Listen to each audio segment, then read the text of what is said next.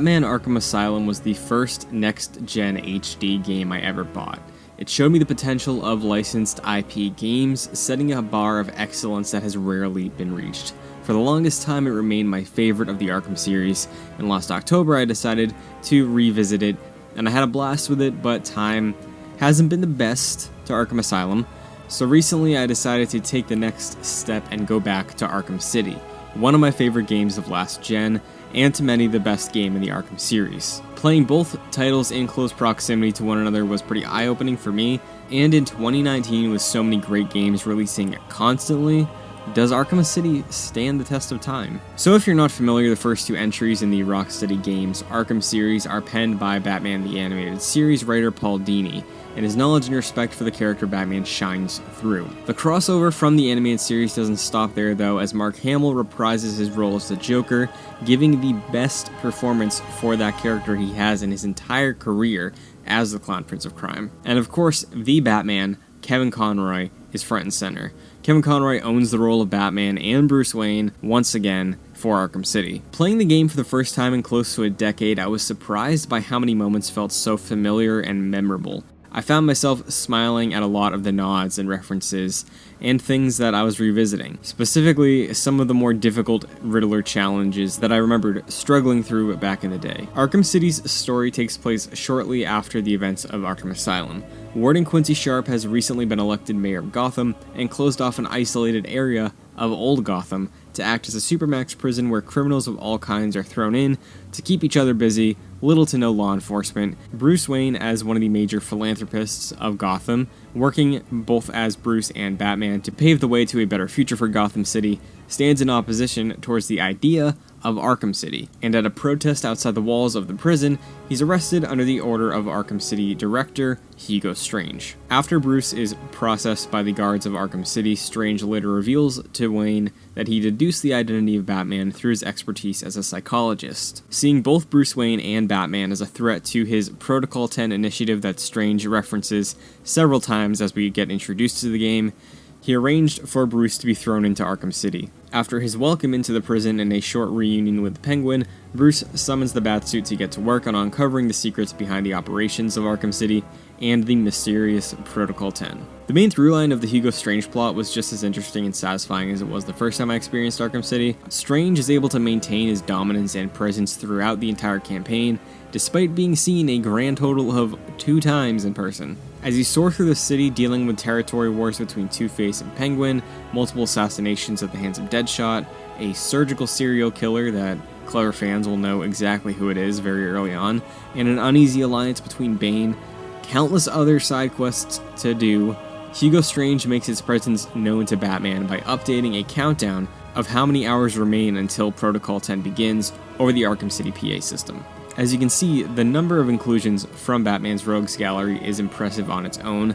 Some of the plot lines they're involved with I didn't really remember super well during my playthrough, and I was nervous that it was because they weren't given enough love or attention or enough time to really stew, but that's not the case. Many of the rogues appear throughout optional side missions, but the weight, writing, and pacing of each of these missions and the way that you progress through them made each thread feel significant to the overall experience. Arkham Asylum was originally pitched as the worst night of Batman's career, but Arkham City easily steals that title from the predecessor, mostly in part to Joker. At the end of Arkham Asylum, Joker injected himself with Titan, a mutated strain of Bane's strength-enhancing venom. When Batman finally comes face-to-face with Joker in Arkham City, he finds him deathly ill, dealing with the side effects of the mutation drug. Through a fake-out gag, Joker is able to inject his infected blood into Batman in efforts to make him do the legwork to find a cure for both of them. If there's anything Arkham City does superbly, it's creating urgency. At any given moment, there's a lot going on in Arkham. From side quests, to rescuing political prisoners, to solving Riddler puzzles, there's a lot. And while some games could fumble with it and make it all feel like filler, a lot of these feel very important because of their presentation. The pace at which story elements are introduced and the fluidity and precision you would expect out of Batman makes you feel like it's all manageable. One of the biggest takeaways, for better or for worse, that the Arkham series implemented into games like Arkham is establishing a template for combat that many games have tried to replicate. None of them really have done it this well though. On the surface, it looks pretty basic.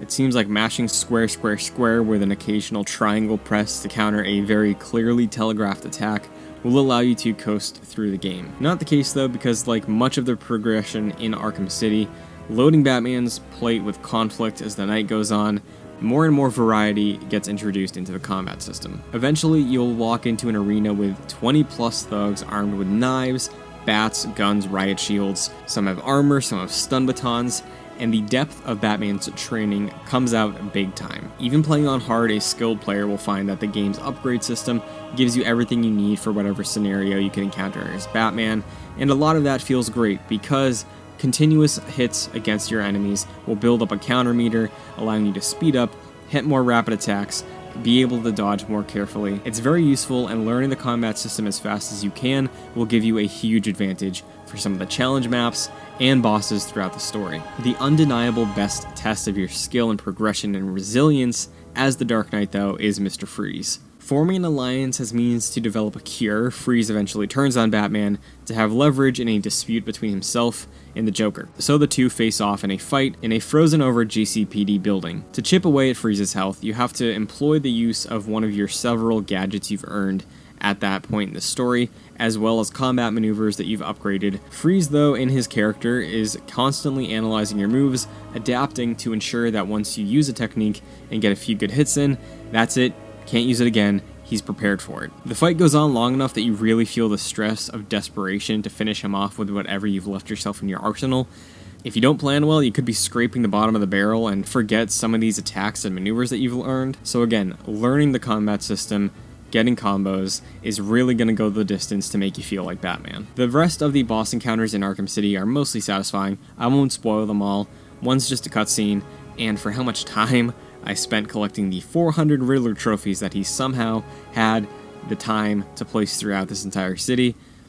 Would have liked to get a few hits in instead of just doing a stealth takedown, but whatever. The Arkham City campaign also provides you with a handful of sequences to play as Catwoman in her own quest of revenge against Two-Face. The story chapters for her come in at great times in the main campaign to break up the pace of playing Batman's arc. Catwoman feels the way she should because she's distinctly different from Batman. She can't glide, she can't grapple, she's lighter, more agile, so she uses her whip and some of her gadgets to survive against the brutal thugs of Arkham City. She's able to climb on ceilings, pounce off of structures, and really be more agile and faster than Batman. It's a nice addition, but her chapters did feel a bit too spaced out for her story to have the same urgency as Batman's does. Intentional or not though, it's worth mentioning. Outside of the main story, the Game of the Year version on the PS3 or 360, or the Return to Arkham version on the PS4 and Xbox One, provide you with a post-game DLC expansion titled Harley Quinn's Revenge, in addition to several combat and stealth challenge maps, ensuring that you'll have several hours of content and characters to play as once you complete the game, especially if you're working towards getting the Platinum Trophy. Batman Arkham City is a rare example of a game that perfectly nails the balance between great gameplay and an excellent story that pulls you along through all of its twists and turns, keeping you invested, guessing, and truly making you feel like the character the developers are adapting is some of the things that Arkham City does best. Even if you have played Arkham City before, seeing the worst night of Batman's career unfold, witnessing the incredibly bold and memorable finale makes it worth revisiting. Batman Arkham City is not only one of the best and defining Batman stories of all time for any interpretation of the character, but one of the all-time greats in gaming.